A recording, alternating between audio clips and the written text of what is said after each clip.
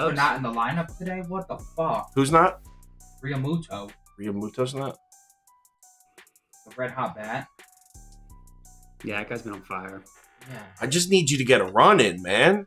It's Ryan Nelson at home, for Christ's sakes. Yo, what's up? Happy Thursday to everyone. We're off to a nice little start. Baltimore Moneyline Cast. That one felt good. We have the over right now in the Phillies D-backs. That's what I'm watching right now. Hopefully the Phillies can get a couple more runs in on this inning.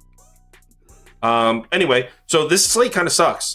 Thursdays are never really the best to begin with. And then today's is especially weird. I actually have 3 props I like. And I usually don't even mess around with props, but there's a few I like today. And yeah, let's just get started. First game is Tigers at Twins. Last night on YouTube, I gave out, I said I was going to go first 5 under or Tigers team total under. I mean, both of those are kind of square. And I think my favorite angle in this one, disclaimer, I'm not betting this. I think my favorite angle in this one, though, if I was to bet it, would just be the under at 7.5 at plus 100. Obviously, no one's betting the over here with the Tigers coming off the doubleheader. Sonny Gray at home. Tigers terrible numbers against righties. The list goes on and on as far as reasons why the Tigers won't score runs. There's a reason that some books have the Tigers team total set at 2.5 right now for the game. That's not the first 5. There's a reason for that. It's just a terrible spot for the bats. And Matthew Boyd, if you look at his overall numbers, maybe not that impressive. But most of the damage against Boyd has happened at home in Detroit. On the road, he's actually got great looking numbers: a 2.93 ERA, 0.91 WHIP, 350 FIP. For some reason, this dude just continues to produce on the road. And I'm calling bullshit on the Twins lineup. I know that they've scored runs in the last 3 or 4 games. Actually, have it written down. But since Buxton got hurt, they scored 1.43 runs a game in the 7 games after Buxton got hurt. The last 4 games, they're averaging 6.5 runs a game, but that's too small of a sample size, and this lineup's shown me too much. So under 7.5, but like I said, I'm not betting this one. Yeah, I like the first 5 under 4 here. Square or not, I think it's the correct. Hold on. Oh. Okay. Fucking clown. Okay, so yeah, obviously Tigers are coming off the doubleheader in Detroit yesterday. Immediately have to fly to Minnesota. Got to hit off Sonny Gray. It's a pretty brutal spot in general. And then I think Sonny Gray's dominance against the Tigers continues to show here. He's absolutely rocked this team in about 6 straight starts going back to 2017. So I think he continues dominance against them today. And really, the guy who I'm high on and why I'm betting this under is Matthew Boyd. Sure, at home, the guy is Madison Bumgarner, but on the road, he's got a 2.93 ERA, 0.91 WHIP, 3.5 FIP. He can deal on the road, and that's another reason why I like his K prop today, Matthew Boyd over 5.5 Ks. Main reason for that is I don't feel like they're taking his home-away splits into account with this price. He had 3 Ks against Arizona in his previous start, which further helps the value here. And yeah, the 23.6K to BB percentage on the road are all drastically better than at home. He's 4-8 to the over on the season, averaging 4.7. But if you bring that to his last 5 road starts, he's 4-1, averaging 6.6. He's going to face a Twins team that he's now cashed this over in 6 straight starts against, averaging 8 Ks per game. Current lineup for Minnesota is batting 212 off of him with a 25.4 K percentage. And the Twins are 28th in K percentage on the season and 27th over the last 30 days. They have 6 guys in the lineup today with a K percentage above 28% against lefties on the season. And they have 7 guys with a K percentage above 25% against lefties over the last 30 days. So I love the value here. You guys kind of made my pick for me, but I'm taking no run first inning. It's a little bit juiced at minus 125, which I don't love. You guys hyped up Matthew Boyd. He's 5-0 to the no run first inning in his last 5 starts, which is crazy because he's not like a stud ace pitcher or anything, which includes starts against back-to-back against the Diamondbacks and the Rangers, 2 good offenses. And then the Twins are the 3rd most common nerfy team in the MLB, and they have Sonny Gray on the mound, as you guys said. You guys already made the argument about why they're not going to be a ton of runs scored in this one, so I would just present it in a different angle with the no-run first inning. Seems like we're all kind of on the same page here. Not not many numbers pointing towards a lot of offense in this one. Might Which not means be he's the gonna most. have like 20 Yeah. runs scored. Yeah. Yes, Phillies, let's go. That's how you hustled down the line right there. Who was that? Who What was happened? that? Right? I have no clue. Phillies just beat out a ground ball to score. That's what's up. I'm telling you, I'm feeling the good energy today. Things are Put this on to get the vibes right. yeah, things are going my way early. All right. Rockies at Braves next. And last night I said I would be betting Atlanta in some capacity.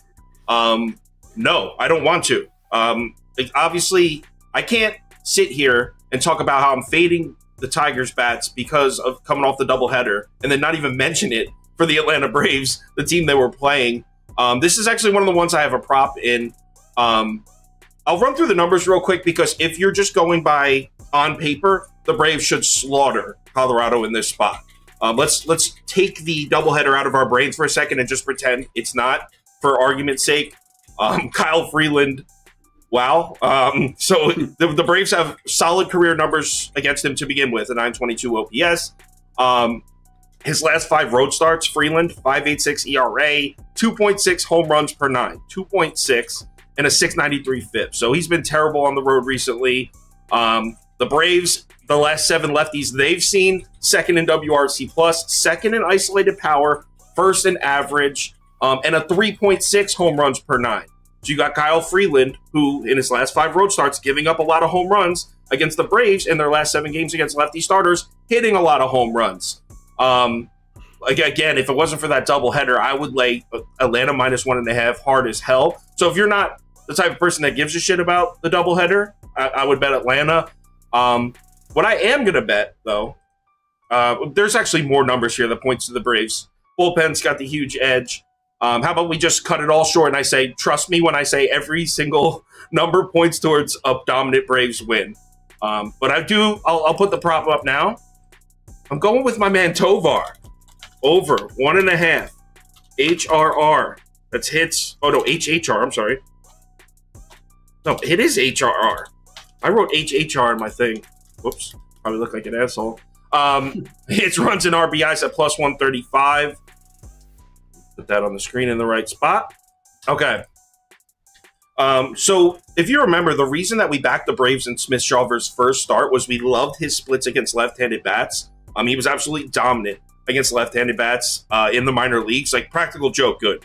Tovar is probably the most reliable right-handed bat left in this Rockies lineup after the injuries to C.J. Cronin. What the hell? I keep forgetting his stupid-ass name. Chris Bryant, the Cubs guy. Chris Bryant, yeah. Chris Bryant. So with the injuries to those two guys, they're left limited as far as effective right-handed bats, but they do have Tovar. This is a guy who produces more against right-handed pitching. That's number one. All of his splits look better against righties. He's got at least 1 hit in 7 of his last 8 games. He's gone over 1.5 total bases. Oh, it's over 1.5 total bases. My bad. In 6 of his last 10. So this is over 1.5 total bases, not HHR. I'm sorry about that. The next one is HHR. Yeah. Sorry about that. So Tovar over 1.5 total bases at +135 for all the same reasons. Yeah, I got 2 props in this one, both K props. I'm going AJ Smith Shawver over 4.5 Ks. I'm less confident about this one now that the weather is looking a bit gloomy. Don't want the guy being taken out in the 4th inning when he's got 4 Ks. So would bet this lighter.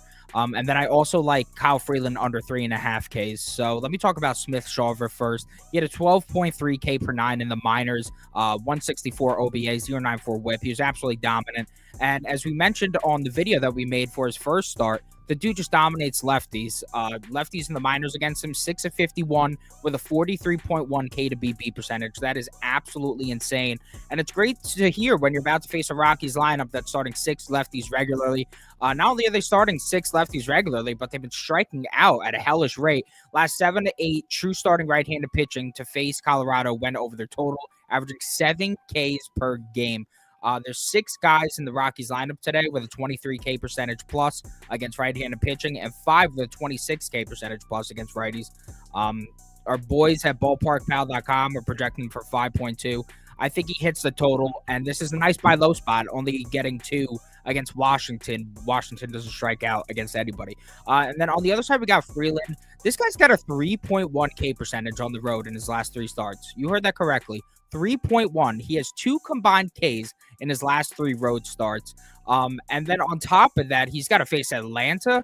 The last 5 or 6 lefties to face Atlanta have gone under, and they're been a top 5 K percentage team against lefties over the last 30 days, and at home against lefty over the last 30 days, sitting first at just 14%. There's only 3 K targets in the lineup for Freeland today. That's Michael Harris, Kevin PR, and Olsen. The 3 have combined for 1 K through 20 at-bats against Freeland, like the under there, plus money.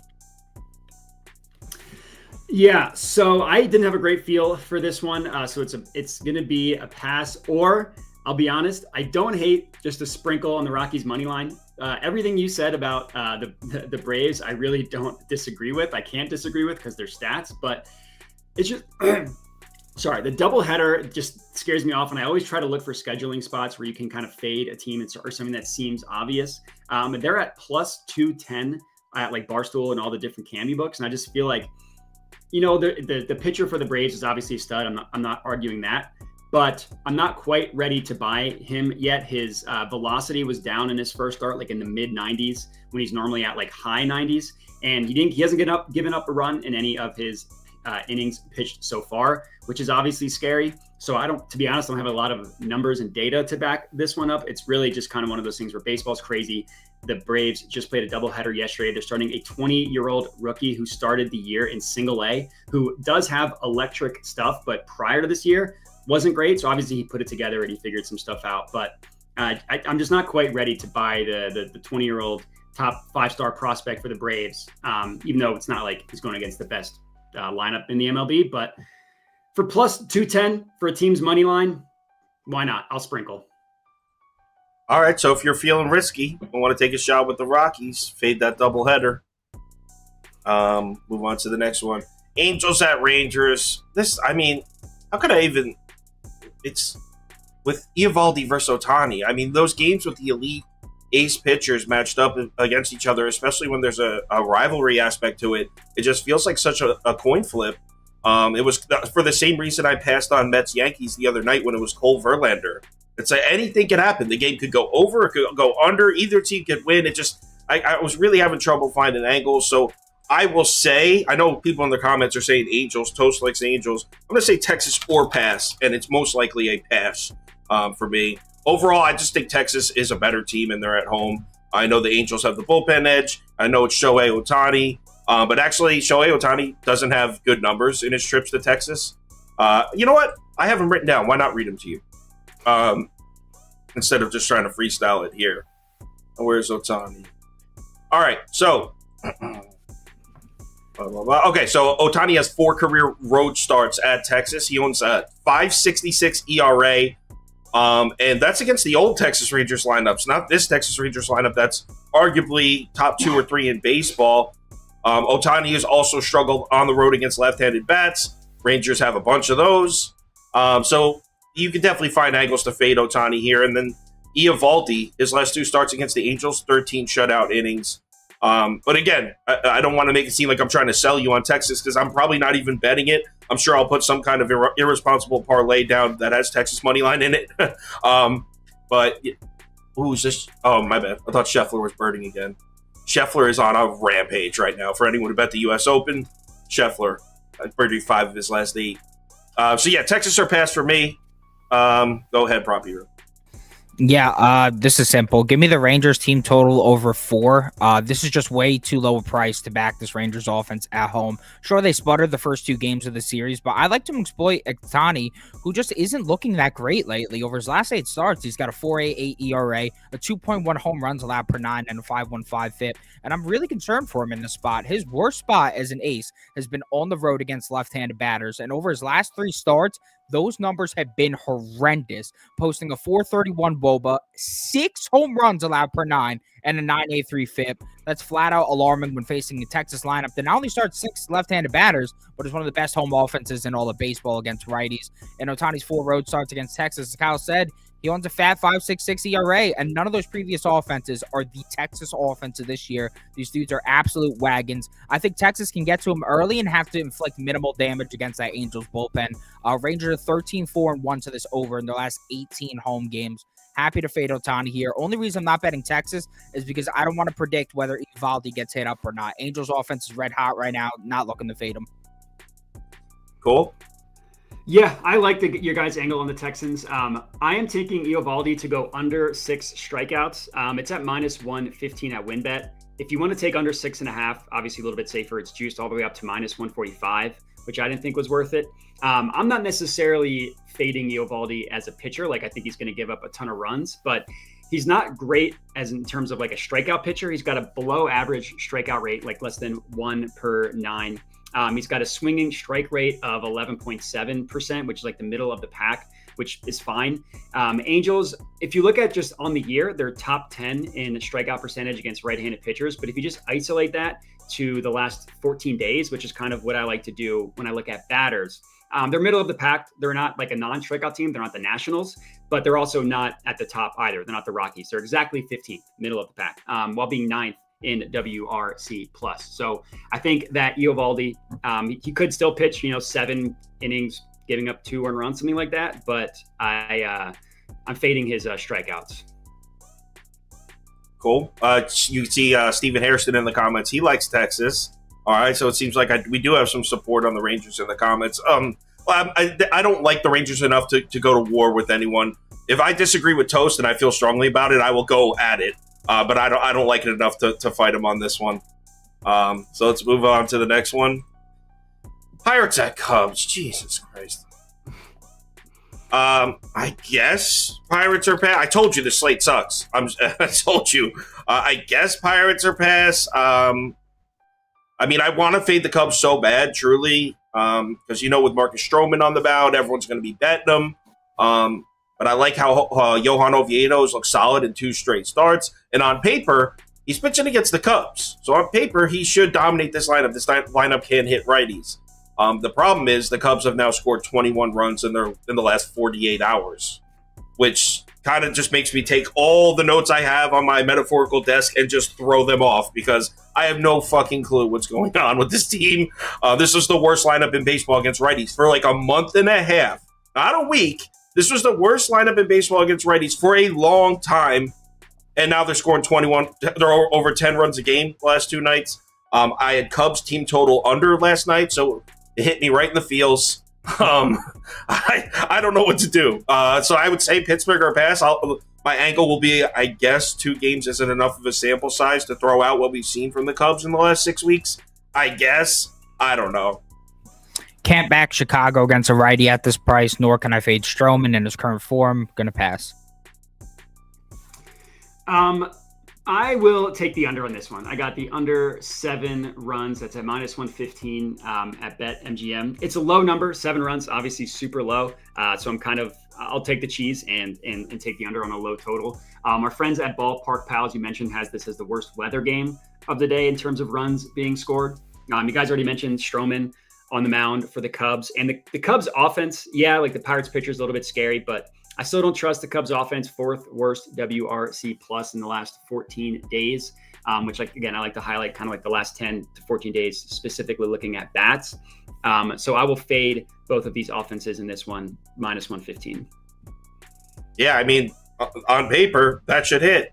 But on paper, my Cubs team total under should have hit last night too. God damn it. It was a bad weather game last night as well. So it's not everything. Unreal. Washington at Houston. I get why Prop Beaver, he likes the Nats. And I get why. But as I've been saying for a couple of days now, I truly think right now, Washington's the worst team in baseball, maybe battling Kansas City for that spot. What are they? 3-11, 3-12 in their last 15. And I said it on YouTube last night. We were cashing bets on Washington. We made some good money betting on Washington. But it's especially important when you're making money betting bad teams that are hot to keep checking the numbers because as quickly as they get hot, they get ice cold just as quickly. And if you look at the Washington bats, I mean, this is just a joke. Hold on, I have it written down here. Ready? So in the last 7 days now, admitted, this is a small sample size, 7 days. This is the Washington Nationals numbers against right-handed pitching. They have a 36 WRC plus, a 36. That's so practical joke low. That's last place by far. They're not touching right-handed pitching right now. And it's not like yeah, we saw the Washington Nationals producing for about a month straight. They were playing about 500 baseball. But it's not like we all didn't secretly suspect that they were a bad team that was overperforming. I love the Phillies today. He's not going to score? No, he's going to score. All right. Sorry. What happened? RBI double from Bohm. All right. Anyway, so I said Astros minus 1.5 last night. I'll stick with it. It's not on the ticket, and it's super square. This is insanely square. Let's see what the number's at right now for Astros minus 1.5. 1 sec. Website's loading. Astros minus 1.5. Come on now. Plus 108 on Barstool. So, yeah, that kind of plays into what Prop Beaver's about to tell you. The line movement is terrifying if you like Houston. Public's all over Houston, and the numbers dropped about 45 cents. So go ahead, Prop Beaver. Tell them about it. Yeah, I like the Nats in this spot. I know it sounds nuts. I know the bats are cold as hell. I know the team's performing awfully lately. But I just looked at the line movement here. All the money's been on Astros since yesterday. This line has dropped nearly 30, if not 40 cents by now. And then I had to look at the numbers and see what the hell is this about. And I think I found an angle. Mackenzie Gore is a beast on the road. He's been a beast on the road the entire season. On top of that, Mackenzie Gore is one of those weirdos that has better splits against righties as a lefty pitcher than he does against lefty batters. Well, the Astros stacked 8 righties against lefties usually. And if they had Jordan Alvarez, that would be 7 righties, but he's not there. So the only lefty that's likely to be in the Astros lineup tonight is Kyle Tucker, who struggles against fellow lefties. I'm not fully bought into the fact that the Astros are lefty crushers yet. I know they did a decent job on Patrick Corbin, but they only scored 2 runs against him. And I think that he could have a decent shot here, especially on a getaway day if they sit some other guys as well. And then on the other side, you got Christian Javier. And yeah, I'm not going to lie, I hate fading Christian Javier. The guy's a winning machine, but his worst spot's been at home against lefties all season. Nats about to have 7 or 6 lefties in the lineup. Last time Javier saw the Nats, he got smacked by them for 7 runs through less than 3 innings of work. Didn't even make it to the 3rd.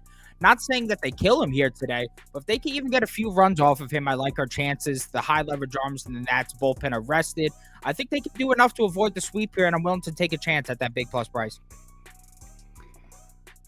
So for this one, I have a pitching prop. It's Christian Javier under 5.5 strikeouts. So I locked this in last night on FanDuel. It was at plus 106. That got just nuked overnight. It's like minus 140 now or something like that. So I admittedly don't love those odds all the way at minus 140. But the play is just crazy. So the last time I came on this live stream, I mentioned how the Nats never strike out. Of course, Zach Davies, I took his under. He went over that number. Well, that was the last time a starting pitcher has gone over their strikeout prop against the Nationals. That was June 7th.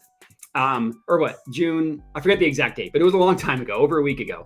And one of the last 13 starting pitchers have gone over their strikeout prop against the Nationals, and that was Zach Davies. So yes, I'm salty about losing that. That happens, but the Nats only have one player in their lineup that strike out over 25% of the time, which is the number that I look at if you're a strikeout guy or not. Lane Thomas, and he's at like 29, just below 29%. So having not a single player at 30% is crazy. As a team, they only strike out 17.6% of the time. That's in the last 14 days. So it's not even like they never struck out at the beginning of the year and now they are. They just simply never strike out. It truly is remarkable for a team as bad as they are at batting to strike out as little as they do. So yeah, Christian Javier under 5.5 strikeouts. He hasn't hit it in any of his 5 starts, which that honestly makes me a little bit nervous because those trends almost never keep going like that same rate. But in this case, I'll bite. I took Javier's over in some gem spots this year, and the dude just fucked me sideways. So hopefully the opposite doesn't happen to you. Yeah, the Zach Davies thing. I'll never recover from that. That would be like the worst luck ever if the 2 times you came on were the 2 times the Nationals went over strikeouts. S. Dot in the comments. I'm surprised to see S. Dot out of hiding. He's a diehard Miami Heat fan. Thought for sure he'd be in hibernation till at least December. Good to see you're alive and well. All right, so let's move on to the next game. Cleveland at San Diego. Another one where the line movement is significant, but the line movement is in reaction to the action. Public's pretty heavy on Cleveland here, so that doesn't worry me as much. When the line moves accordingly to where everyone's betting, I like that. I shouldn't say I like that. I should say it doesn't strike me as foul play. But Padres money line here, minus 125. Let me make sure you could still get it at minus 125. Ooh, is that a minus 120 I see? Minus 120. Oh, it's on WinBet, though. I don't have WinBet. So I'll put 125 up because that's the best one I can get. So, I mean, I probably shouldn't even have to go into detail about how good the Padres have been. Bats look like they're back. And here's the thing. The Padres have never, at least this season, and most of last season either, also, Padres have never been one of those lineups that scares you against lefties. But look at their numbers in the last 30 days. 8th in WRC+, 11th in OPS. That's solid numbers for the Padres against lefties. And if you switch it from the last 30 days to the last 10 days, San Diego jumps up to second in every single offensive. Yo, Schwarber sucks. I thought you'd say Schwarber hit a home run. No, he made an error. We have the over, so we're rooting for anything like that. So anyway, I'm so sorry. I got to turn this off when we go live. Yeah, you do. I can't stand when you friggin' watch the TV while we're doing a program. All right, anyway.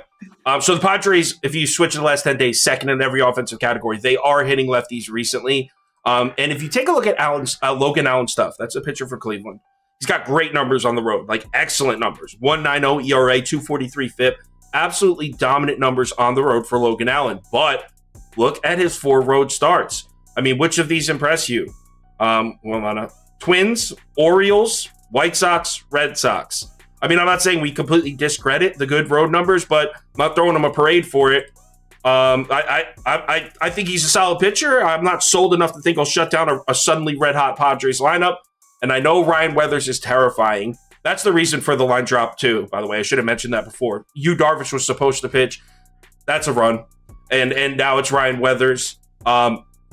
He's a lefty. So, yes, you switch it from Darvish to Weathers. Okay, we should be a little worried, but Cleveland's been doing all their damage against right-handed pitching. If you remember, Cleveland was the worst lineup in baseball against lefties for a majority of this season. And yeah, they've gotten hot, but still, if you look at the last 14 days, they're still sitting at 20th against lefties. They're doing most of their damage against righties. So at minus 125, I really like that for the Padres. Also have a prop here, my second of 3 props. I'm a prop guy today. Gary Sanchez over 1.5 HRR, and this is at plus 100 when I wrote it down. So if it moved, my bad. That was about an hour and a half ago. So Gary Sanchez over 1.5 HRR. Logan Allen's a lefty, as I mentioned. Gary Sanchez against lefties this year, he's only had 17 at-bats, but he's got 3 homers. He's got an 11-18 OPS against lefties on the season. Dude is annihilating lefties. And he's gone over this in 6 of his last 10 games. Gary Sanchez is swinging a hot bat right now. I think Logan Allen is going to be a little shook here in basically his first serious road test of the season. So I like this over 1.5 hits, runs, RBIs. I'm sorry I keep getting distracted. What's up, Jonna from Puerto Rico? BMTC, I just want to address a comment you said earlier. Blackburn with 6 Ks through 3 innings against the A's today. His K total was only at 3.5. The Rays right now have noticed the last 5 or 6 righties to face them, including Blackburn, have now gone over their K total, and they keep setting them low because they're one of the lowest teams in K percentage against righties, especially at home. So right now could be a nice time to take some K overs against the Rays, especially when they're on a road trip. Just wanted to add that.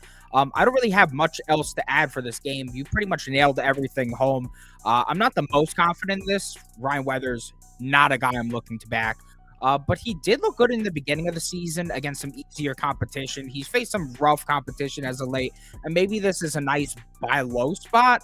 Personally, I'm not there with the Padres or with Ryan Weathers, so I will tail you or pass. All right, so the play that I have It's a Vegas rat line, so I'm taking it. Logan Allen over 4.5 strikeouts. That's best offered at -125 at WinBet. I looked at this. So what caught my eye is both props.cash and Sean Corner at Action Network are on this play. So I'm not totally stealing it from them, but that's what caught my eye because I both saw they were on it, and then I looked into it, and it just feels like a Vegas trap line. It's at 4.5 strikeouts, and he's gone under that number in one of his last 4 games. And so I was like, why is it so juiced towards the over? Like FanDuel has it at -140. If you look at the Padres, as you mentioned, the Padres bats are hot, both in just like run potential and how much they're scoring. WRC plus, they're good. And in terms of strikeout rate, they're also low. So to me, I love looking at situations like this where it's like Vegas is just kind of like goading you into taking the under for plus money. And I don't understand why. So I'll bite the cheese and I'll take the over 4.5. What did you say those odds were at? -125 on WinBet. Kyle, if you want, we can take off the show tomorrow. There's a guy giving out locks in the comments. Yeah, so that's what successful bettors do. They go on comments and they say, "Follow my picks if you want to win." That's what successful people are doing. Let's move on to the next one. White Sox at Dodgers. Last night on YouTube, I said Dodgers -1.5. I've kind of backpedaled on it. Won't bet the White Sox, not with fraud-ass Cease on the mound. I think the graphic I put in the video last night was Dylan Cease, king of the frauds. I am not a believer in this guy at all. But here's the prop. Jason Hayward over 1.5 HHR. I'm loving these HHRs. I know that eventually I will lose one, but I am 2-0 giving out HHRs so far on the show. A monster 2-0. So Hayward over 1.5. HRR. I keep saying HHR. It's HRR. Hits, runs, and RBIs. I'm just going to say it from now on. These stupid abbreviations, man. I know Jason Hayward may only be 1 of 6 off Cease lifetime, which isn't that encouraging. But the splits are definitely in his favor, and he's getting hot. Jason Hayward's batting .333 in his last 4 games. He's batting .308 in the month of June. He's swinging the bat well right now. He's gone over this 1.5 total in 6 of his last 10. It's at +135. And Dylan Cease has worse splits against left-handed bats. So all of that points to a nice value on a +135 bet. Jason Hayward over 1.5 hits, runs, RBIs. One thing I must say is Taj Bradley is fucking sick. This dude is as legit comes. I cannot wait to see him get into his peak form. Yeah, for this one, it's tough. I'm not gonna lie. Like, I've been wanting to fade Cease, but like, if I'm getting a plus price with Cease, then it kind of changes things because his last 2 starts have looked good. The Dodgers didn't particularly impress yesterday against Mike Clevenger, who has been dreadful on the road, dreadful at night, and has been dreadful against the Dodgers going back to last season. I mean, let's not forget, I was wrong about the first Dodgers game. But I mean, what I did say there is that they were 2-6 in their last 8 games. Well, now they're 3-7 in their last 10 games. This team is just not one that I'm trying to lay all that much juice with at the current moment. And I really think the best value is to take the White Sox first 5 money line. I think it's at +110 with Cease. I know that Michael Grove probably isn't as bad as he's shown, but I've said that pretty much every time I backed him, and he is as bad as he's shown. So I'm good off that. Let's go, Nola, you fucking scrub. D-backs 3-run homer, in case you know. All right, sorry, I also got distracted. All right, I had 2 home run props in this one. I had Freddie Freeman, he was at +520, and I had JD Martinez at +475. Friends at Ballpark Pal have this as like the juiciest weather game for home runs to be hit. And you guys already kind of did my piece on Dylan Cease, how he's not nearly as good as he was last year. And I mean, JD Martinez, I have the notes written down. Like, he was on a heater about like 10 to 14 days ago, slowed down a little bit recently. He's hit 1 home run since June 7th, and he's hit 3 in his last 10 games. So we're going to need that one to turn around a little bit. And then Freddie Freeman, I mean, he hasn't hit for as much power this year as he normally has. But between these two, I know like there's like a ton of options in the Dodgers lineup, like Mookie Betts and all these players. I went with these two, thanks to the data at Ballpark Pal. Sounds good. All right, that's the last game. There's only 7 more games tonight. So let's just go right to the community parlay, and let's go to our new voting system, which actually worked out all right. I was surprised. Kind of winged it in the last one. So let me pull up the games here. One thing I want to say quick while you're doing that, if you do have prize picks today and you're looking for a square to add, they have Dylan Cease as like one of those hot dog things. I don't use prize picks, so I'm sorry if I'm using the wrong terminology. But they have Dylan Cease at 4Ks as a hot dog today. I would definitely use that one. You're already getting a discount because of the fact that he's facing the Dodgers at his line of 5.5 Ks. And then add on the fact that the Dodgers are striking out at a really high rate lately. The last 6 to 7 righties to face them have gone over the regular line. You're getting an alt line, and you're also getting a push factor. So I think that is definitely a good square to add if you guys are doing prize picks today. All right, let's put the first one up, and the options are. Let's get 4 options. We got, let's say, Twins money line. We'll go Braves money line, Angels money line, because I know people were liking the Angels in the comments, and we'll go Cubs money line. We'll leave this up for about 30 seconds. We'll see who gets the most votes, and that'll be the first leg of the parlay. Hopefully that popped up. It worked last time. Yep, here come the votes. It's working. Not surprised. Heavy on the Braves. Yeah. Here come the Twins, though.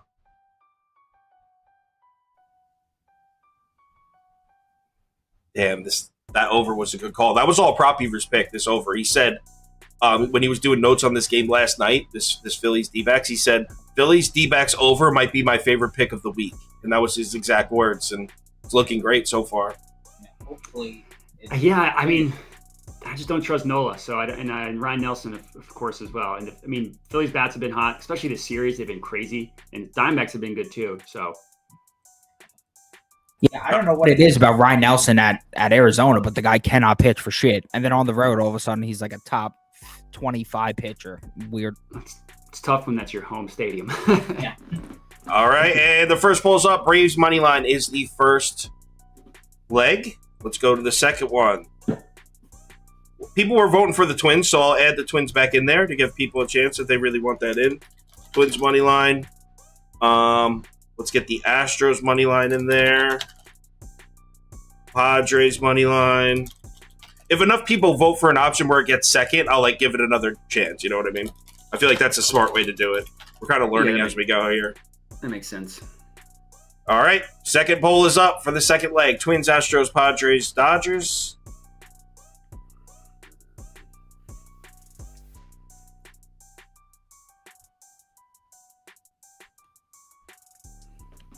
Wow, this one's pretty even. Nope, Astros take a slight lead. It happens quick, too. There's already 50, 60 votes in. It happens really quick. Ooh, this one's tight. Yeah, this is a tight race right here.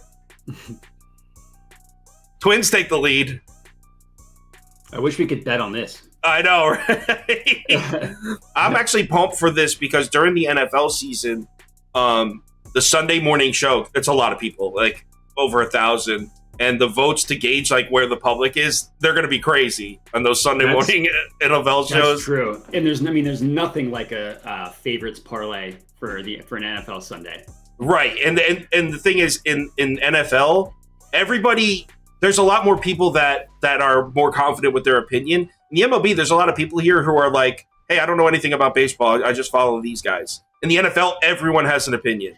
Yeah, everybody's an expert. Everyone's a Red Zone channel expert. All right, so let's give it 10 more seconds, and I'll cut this one off. Looks like Astros are going to run away with it. 5, 4. Damn, the Twins are close. I got to put Twins on the next one, too. All right, Astros is on there. Next poll. Twins money line. No one voted for Padres. Let's put the Cubs money line back on there. Angels money line and besides the Guardians money line. People maybe they didn't vote for the Padres because they like Cleveland. Third poll up. I'm devastated that Oakland couldn't get any runs with the bases loaded. I don't understand why they have Esteury Ruiz hit leadoff. His only skills are bunting. It's wild. Is he fast? He's fast as hell, but he's also Yeah. he's like an anomaly. He has like a decent batting average, but draws walks at like the lowest rate in the league. He has like a 3% walk rate or something like that, which is insane. And then on top of that, he's super fast, so he plays center field, but he has one of the worst defensive WARs in the entire league. So I don't know. He makes 0 sense, that guy. I can just cut this one off right away. Twins an insurmountable Yeah, lead. finally got the Twins. So Twins in there. We should need another one because those are all favorites, right? Yeah, unless you're trying to play a plus 219 parlay. Yeah, okay. So one more. We'll go let's see. Cubs money line, Padres money line. The misfit toys here that didn't make the cut. Dodgers money line and Rangers. Oh no, let's go Angels money line because I think people are more on the Angels. Let's pick this last leg. That guy who was bragging about his picks just gave an 11 pick parlay in the. No, he gave a 5-pick parlay before, and it was the Astros, the Dodgers, the Braves, and the Twins. And I was like, that's fucking sharp, dude. We need to get this guy on the show. Every time I'm like, how do the sportsbooks make so much money? And then you see a guy like that, and you're like, now I get it. I also saw him comment like, "You guys bet for value. I pick winners or something." It's like, okay. All right. So let's give this one. It's like give this one another 15 seconds. Dude, our boy Stubbs just came a clutch for us. 5, 4, 3, 2. Padres is the last. Alrighty. Why is the camera down on my stomach? Plus 473.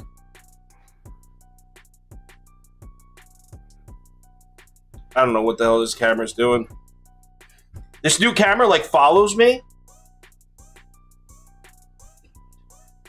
I don't fucking know how to fix it. Whatever.